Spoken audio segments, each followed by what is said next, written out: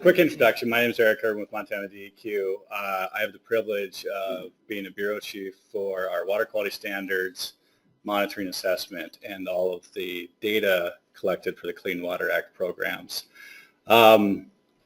With that, I think following Jeff's presentation, this is a perfect lead in. As you saw, there's a lot of potential buildup, a lot of potential sources, and really what we think of with water quality standards in my mind is setting up the bar or the goals, the end goals for these waters to attain. So with that, who do the water quality standards apply to? This is a pretty simple question, but a lot of people don't get or recognize who they all apply to. It really is everyone. It's everyone in this room. It's everyone in the watershed, statewide. The big difference with water quality standards is how we implement them. Water quality standards, when I really want to get an audience attention, I throw out this water quality standards don't do anything. And usually makes people ponder a little bit. But they really don't. In fact, I've done work in Canada, they call them water quality guidelines, and that people get up in arms about that and they say we need standards. Well, we have a very analogous thing here with their standards, but they really are built to inform processes, inform permits, inform stakeholders. So here we've got on one side of the screen, permitted requirements, permit requests to discharge, and those permits are built to meet water quality standards. On the other side of the screen, we've got non-point sources of pollution, ag, forestry, urban development, and those are non-point. While they're not requesting a permit, we're still asking through other sources, other means, or trying to inform them on how they build out or how they contribute to water quality, clean water or poor water quality. So that's the big difference. Water quality standards apply to everyone.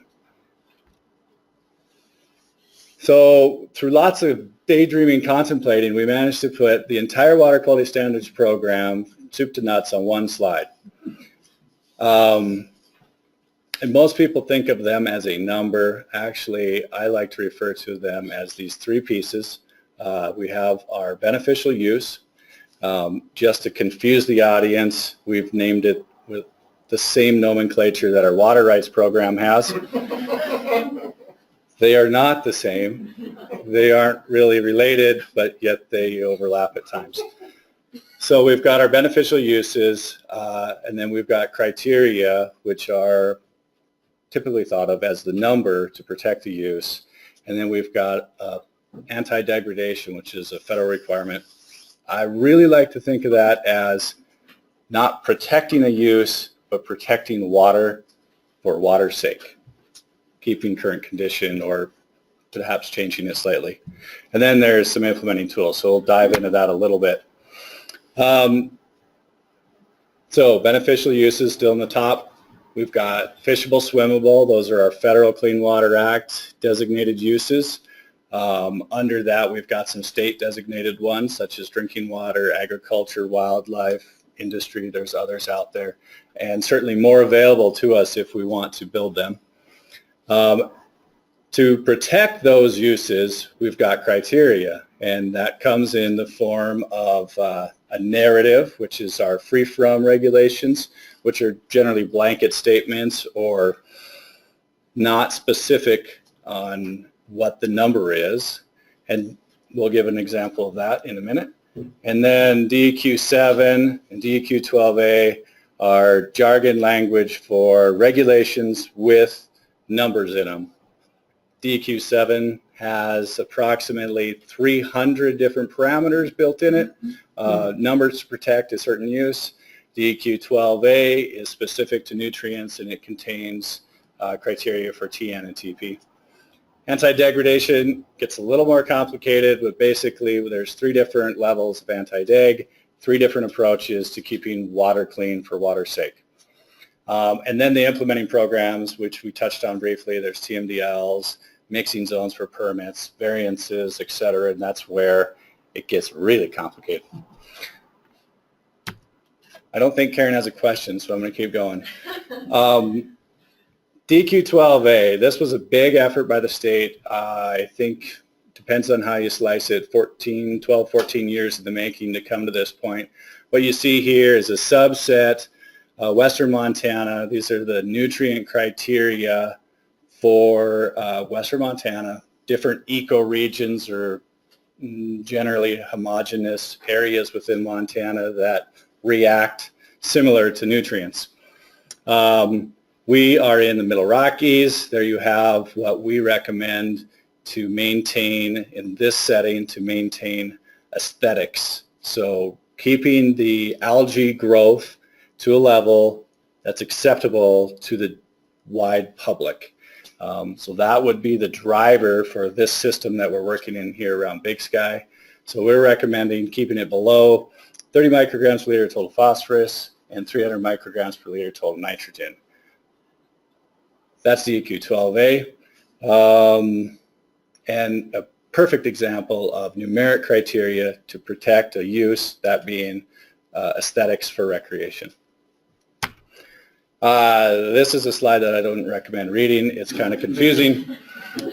Generally, this is a narrative approach to protecting a use, and that use would be livestock, animals, birds, fish, wildlife. In this case, we're likely looking at sediment for trout in this area.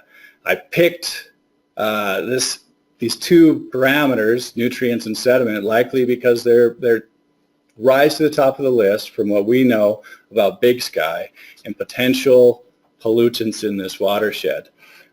One, we've got very solid, detailed requirements and regulation. The other is narrative, and we have mechanisms on how to interpret that. One of them, handy enough for this watershed, is our TMDL document, which goes into great detail about sources and how much each source is contributing to sediment in the streams. She goes with more questions. So I guess the second part of the talk was supposed to be on impairments. And on this slide, you'll see there's several streams that are colored, West Fork Gallatin, etc. But I actually don't want to draw too much attention to the impaired streams. Those are streams where the state of Montana has data and information where we've made a decision on the health of that system. And if you'll note on this slide, there's 4 streams that we've got a report out there saying everything's good in the blue color to improvements are necessary. But what you'll note is that there's a lot of streams not labeled on here. So the use of our 303D, 305B report and the streams you have colored is really to inform other programs, other projects, such as the TMDL restoration program. But its shortfall is people often focus on those colored streams and aren't considering the ones that aren't known about. So you'll note the circles on here are all the monitoring stations that I know about that where data has been collected. And again, there's relative absence of information on the tributaries.